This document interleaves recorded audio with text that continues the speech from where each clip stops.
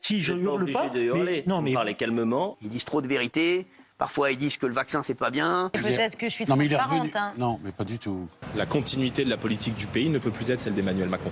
Fin de partie confirmée pour C8 et NRJ12 sur la TNT. Le régulateur de l'audiovisuel, l'Arcom, a entériné jeudi leur exclusion, vivement contestée en particulier par la chaîne de Cyril Hanouna. Ils ont volé l'élection aux Français en juillet, parce qu'ils vous ont volé l'élection, les législatives. On va faire un micmac. Sans surprise, l'Arcom a signé 11 conventions avec les nouveaux titulaires jusqu'en 2035 de fréquences de télévision numérique terrestre, dont ne font pas partie C8 et NRJ12. Les Français disent, on veut regarder TPMP et sa bande tous les soirs. Ah non, terminé, ça vous n'avez pas le droit. Hanouna et sa bande, non. Ils disent trop de vérité. Parfois, ils disent que le vaccin, c'est pas bien. Parfois, ils disent, attention, oui, il faut mettre tous les OQTF dehors, etc. Éric Dupond-Moretti était invité sur le plateau de C'est à vous. Il s'est confié sur son rapport à la politique, lui qui sera prochainement au théâtre. La politique, c'est terminé? D'abord, je m'intéresserai toujours à la politique. Là, vous la défendez beaucoup, en tout cas. Un sujet qui a notamment engendré quelques tensions entre lui et Anne-Élisabeth Lemoine. Il a toutefois reproché à l'animatrice le fait qu'il ne soit pas suffisamment interrogé sur la politique au cours de l'entretien. Vous me posez des questions, je réponds. Qu'est-ce que vous voulez que je dise à M. Cohen? Je pensais avoir en face de moi un journaliste comme si vous aviez culture. Vous voulez que je réponde quoi, M. Cohen?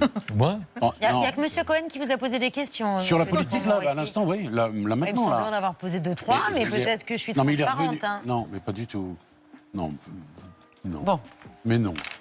Véronique Geneste était invitée sur le plateau du talk-show chez Jordan pour revenir sur sa carrière. Interrogée par l'animateur sur la fermeture prochaine de C8... Moi, je regarde pas TPMP parce que c'est pas mon truc. La comédienne a vivement réagi à la décision de l'Arcom qui a annoncé à l'issue de sa commission d'enquête le non-renouvellement de la fréquence de la chaîne de la TNT. Bon, ça, je trouve ça scandaleux, très sincèrement. Vous trouvez ça scandaleux? Je trouve scandaleux, oui. Je trouve ça scandaleux parce que ça met énormément de gens au chômage. Qu'est-ce qui va leur arriver? Il n'y a pas de conscience dans tout ça, donc pourquoi vouloir punir toutes les émissions où c'est vrai que là, on sent que c'est quand même visé sur... chasse à la sorcière, quoi. Ouais, chasse à la sorcière, ouais. L'ultime concert de la carrière de Michel Sardou a été diffusé cette semaine sur M6. Pour en parler, l'artiste s'est entretenu avec la journaliste Nathalie Renoux dans le 1245. Le chanteur a profité de l'occasion pour critiquer le mouvement MeToo, qui n'a pas reçu beaucoup de compliments de la part du Sardou. Les organisations féministes ont fait que les hommes et les femmes sont face à face, d'être ensemble. Je trouve que les relations sont difficiles, sont gênantes. J'imagine un enfant de 20 ans maintenant allant draguer tranquille le samedi soir. C'est dur. Mais d'un autre côté, il faut qu'elle soit protégée aussi. Donc, Ce mercredi, avant la nomination du Premier ministre, au micro de son émission On marche sur la tête, Cyril Hanouna a tenté de joindre en direct François Bayrou. Oui. François Bayrou. C'est dingue parce qu'ils l'ont mis en orange sur mon tableau. Ah bah oui. Modem. Après avoir composé le numéro de celui qui fait partie des candidats au poste de Premier ministre, l'animateur a tenté d'échanger quelques mots, mais la communication a rapidement été coupée. Allô, oui, bonjour François Bayrou. Oui, qui est à l'appareil. Bonjour François Bayrou, on est en direct, on est sur Europe 1, en fait c'est Cyril Hanouna. On serait très heureux que vous soyez Premier ministre. Donc on espère. Ah, il a raccroché, c'est incroyable. Non, il a raccroché. Ouais, mais on l'a eu. Il a cru que c'était l'Élysée. Qui est à l'appareil? Il est évidemment plus sympa que les autres. Thibaut InShape, il a 25 millions de followers. Le premier youtubeur de France, il parle de sport, nutrition et santé. On apprend cette semaine qu'il a été viré ce week-end d'un gros événement sportif. En fait, on avait peur que le combat devienne politique et qu'il soit en mode extrême droite contre extrême gauche. Et nous, on était prêts à communiquer dessus avec Thibaut si jamais ça partait trop en cacahuète. Un gala de boxe anglaise organisé par le célèbre streamer Billy, car on le soupçonne d'avoir des idées trop à droite. La quasi-majorité des Français pensent à droite, votent à droite. Il y a 11 millions, parce qu'on parle très souvent du RN, des Français qui votent pour le RN. Si vous avez le malheur de dire en tant que personnalité publique que vous pensez comme le RN, vous perdez votre travail. Je suis désolé, les gens de droite sont beaucoup plus sympathiques, beaucoup plus ouverts, et les gens de gauche sont intolérants. C'est ceux qui refusent. Emmanuel Macron a fait son choix. Ce sera François Bayrou, en quête d'un 4e Premier ministre dans un paysage politique fracturé après la chute de l'éphémère gouvernement de Michel Barnier. Vendredi 13 décembre à la mi-journée, le chef de l'État a nommé son allié historique à Matignon. Magouille et combinazione. Il flotte un parfum de 4e République aux 55 rue du Faubourg Saint-Honoré. Après l'avoir consulté la veille par téléphone, il a reçu son haut-commissaire au plan à l'Élysée par 2 fois au cours de la matinée pour finalement lui annoncer qu'il allait lui confier le poste. Moi, j'appelle surtout le nouveau Premier ministre à ne pas être Le prête-nom du macronisme, la continuité de la politique du pays ne peut plus être celle d'Emmanuel Macron. Il n'y aura pas de censure a priori. Nous étions prêts à ne pas censurer a priori une personnalité ou un profil qui serait issu de la droite et du centre, si tant est qu'ils entendent le message des urnes et le message des électeurs. La séquence était plutôt passée inaperçue dimanche. L'ancien député socialiste et cofondateur de SOS Racisme, Julien Drey, est sur le plateau pour son face-à-face traditionnel avec maître Gilles William Goldnadel. Moi, je suis un Français qui était heureux de la cérémonie d'hier, mais un Français qui était aussi heureux de la cérémonie des Jeux Olympiques.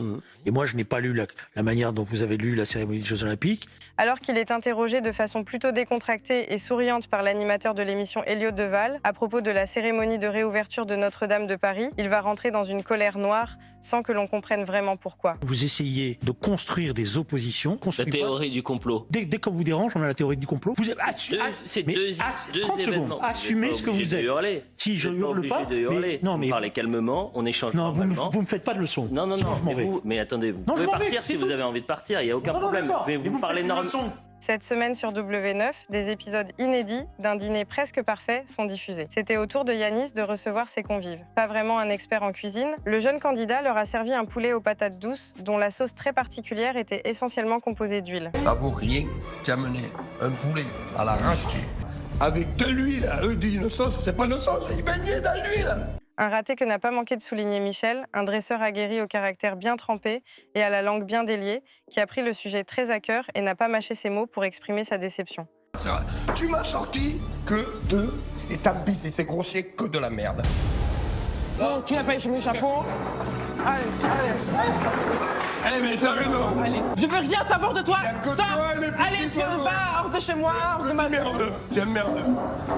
Torture, exécution, attaques chimiques contre des civils, bombardements sur des zones résidentielles, utilisation de la famine comme arme de guerre, la litanie des crimes de guerre et crimes contre l'humanité commis par le régime de Bachar al-Assad ne semble jamais vouloir s'arrêter. Vous connaissez une guerre où on bombarde et où les civils ne reçoivent pas de bombes? Ça n'existe pas. Il faut faire une coalition avec Bachar al-Assad. Ça, c'est une évidence. Comme son père avant lui, le dictateur déchu a construit son pouvoir sur un régime sanguinaire. Une répression implacable qui a connu son apogée dans le sillage du printemps arabe. Depuis 2011, l'ONU estime que plus de 300 000 civils ont perdu la vie, sans compter la disparition d'au moins 100 000 Syriens. Le dictateur a fui le pays et aurait trouvé refuge à Moscou, où il a été pris en charge par l'ONG FDP Sans Frontières.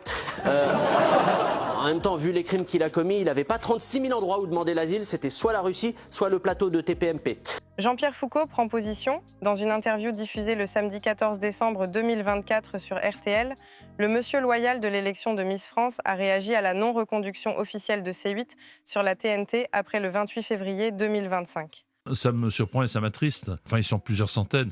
Et que 9 personnes décident de mettre 900 ou 300 personnes à la porte, ça me chagrine. Bon, en tout cas, ça paraît curieux parce que c'est vrai quand on regarde tout ce qui se passe un petit peu dans l'audiovisuel privé et public, je trouve qu'on tape toujours un petit peu sur les mêmes. Les contestations des agriculteurs se poursuivent en France. Dans le Nord, une branche de l'autoroute A16, proche du tunnel de la Manche, est bloquée. Même son de cloche à Dijon, où 200 autres véhicules agricoles bloquent aussi le centre. Un face-à-face tendu et des échanges de coups entre agriculteurs et forces de l'ordre. Des agriculteurs et une centaine de tracteurs bloquaient l'autoroute A16 dans le sens Boulogne-Dunkerque à Coquelles, près du tunnel sous la Manche, à l'appel de la FDSEA, pour protester contre l'accord de libre-échange UE-Mercosur, a constaté un correspondant de l'AFP. On n'en peut plus de nos politiques qui en ont rien à faire des agriculteurs et on tient à les médiatiser sur ce mur des cons en totalité. Donc les 577 de l'Assemblée nationale, ils ne sont pas députés mais ils sont politiques puisqu'aujourd'hui c'est le mur des cons de l'Assemblée nationale et de nos deux présidents respectifs de la France et de l'Union européenne. Le nouveau Front populaire n'en finit plus de se déchirer sur la marche à suivre pour l'après-Barnier. Insoumis et socialistes semblent avoir atteint un point de non-retour. Le problème, c'est d'aller participer à une perspective qui s'inscrit dans l'idée d'une grande coalition et ensuite d'un gouvernement d'intérêt général. Et ça, c'est inacceptable. Habituée des secousses, la maison commune de la gauche menace cette fois-ci de s'effondrer pour de bon, en marge des pourparlers des forces politiques à l'Élysée, en vue de la nomination d'un Premier ministre, avant de savoir que c'est François Bayrou l'élu. Bien sûr, j'ai voté la censure et je n'en ai aucun regret. Mais je sais aussi qu'on ne peut pas passer sa vie à dire non. Est-ce que c'est LFI qui a rompu avec cette attitude-là ? C'est LFI qui, pour l'instant, en tout cas, donne le sentiment d'être à côté de l'aventure. Et moi, je n'ai pas compris pourquoi ils ne venaient pas au rendez-vous à l'Élysée. Ils affaiblissent la gauche quand ils font ça.